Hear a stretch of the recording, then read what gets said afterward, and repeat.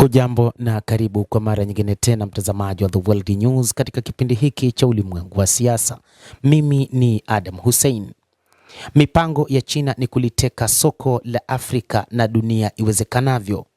China wakati huu inatengeneza mipango mikakati ya kuhakikisha inateka soko kubwa katika ulimwengu na hatimaye kuipiku Marekani yenye uchumi mkubwa duniani. China, taifa la pili lenye uchumi mkubwa duniani, limeanzisha mikakati mipya ya namna ya kusonga mbele zaidi katika kuhakikisha inashirikiana na mataifa mbalimbali duniani. Kwa sasa taifa hilo limedai kuondoa ushuru wa bidhaa zote katika nchi za Afrika. China imeliona soko kubwa la bidhaa zake nyingi katika bara la Afrika na sasa imetazama namna ya kuweza kuliteka bara zima la Afrika kasoro nchi moja tu ya Eswatini. Kadhalika China imetazama mataifa mengine ya ulimwengu, lakini kwa sasa mpango wake kupitia Wizara ya Biashara ya China ni kuchukua hatua ya kuondoa ushuru kwa nchi za Afrika na katika bidhaa mbalimbali ambazo zinazalishwa katika bara hilo. China imeanza rasmi sera mpya inayoruhusu nchi nyingi za Afrika kuagiza bidhaa zao katika soko la China bila ushuru kwa kipindi cha miaka miwili. Mpango huu unahusisha mataifa 20 makubwa kiuchumi barani humo ikiwemo Afrika ya Kusini, Nigeria, Misri, Algeria, Kenya na mataifa mengine yote kwa ujumla. Sasa ni mataifa karibia nchi 53 kati ya 54 za Afrika ambazo zitanufaika na upendeleo huo isipokuwa Eswatini pekee kutokana na uhusiano wake na Taiwan. China imesema hatua hii itachochea maendeleo ya pamoja hasa kwa bidhaa kama kakao, kahawa, parachichi na matunda ya machungwa ambayo awali ilitozwa ushuru hadi 30%.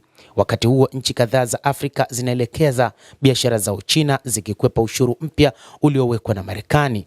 Hata hivyo wachambuzi wa mambo wanaonya kuwa bado kuna pengo kubwa la biashara huko Afrika ikiendelea kuuza zaidi malighafi na kuagiza bidhaa zilizotengenezwa kutoka China, na huu ndio mpango wa China. Baada ya kuona kwamba Marekani imeweka vikwazo katika mataifa mengi duniani, China sasa inalegeza masharti yake na kuondoa ushuru ambapo nchi nyingi sasa zitaweza kusafirisha bidhaa zao bila kutoza ushuru. Hii ikimaanisha kwamba nchi nyingi kwa mfano za Kiafrika ambazo kwa 99% nchi karibia 53 za Afrika zitaweza kuchukua bidhaa kwa wingi nchini China kwa sababu hazitakuwa na ushuru, na kwamba China itapata mapato makubwa tofauti na ilivyo kwa taifa la Marekani. Wachambuzi wa mambo wanasema kwamba kwa sasa nchi kwa mfano za Kiafrika wataanza kukwepa masoko ya Marekani licha kwamba kuna bidhaa muhimu kutoka nchini Marekani, lakini kwa sasa bidhaa nyingi ambazo zinapatikana katika mataifa mengi duniani zinapatikana pia nchini China. China imejitengeneza kuwa soko la dunia na inataka kuhakikisha bidhaa zote ulimwenguni zinapatikana kupitia taifa hilo.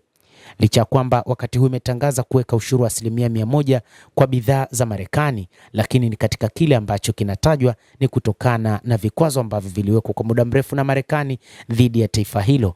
Lakini ushuru mkubwa zaidi wa kibiashara umewekwa na Rais wa Marekani Donald Trump katika kipindi cha awamu yake ya pili kuanzia mwanzoni mwa mwaka 2025, na hivyo wakati huu China ambayo iliwekewa ushuru hadi zaidi ya 250% yenyewe ilibaki katika 100%. Wachambuzi wa mambo walisema kwamba mpango huu wa kuwekeana ushuru mkubwa unaathiri uchumi wa ulimwengu, na hiki pia kinatajwa na wachambuzi wa mambo kwamba huenda hata kuyumba kwa uchumi ambao ulikuja kuzidishwa na ukosefu wa mafuta kutokana na vita vya Marekani na Israel nchini Iran. Lakini moja kati ya vyanzo vinavyotajwa kwamba vimeathiri uchumi ni uwepo wa ongezeko la ushuru katika bidhaa. Mtazamaji, endelea kutufuatilia, lakini usisahau kulike, usisahau kucomment, kadhalika kusubscribe channel yetu hii upate habari hizi kwa mapana kupitia The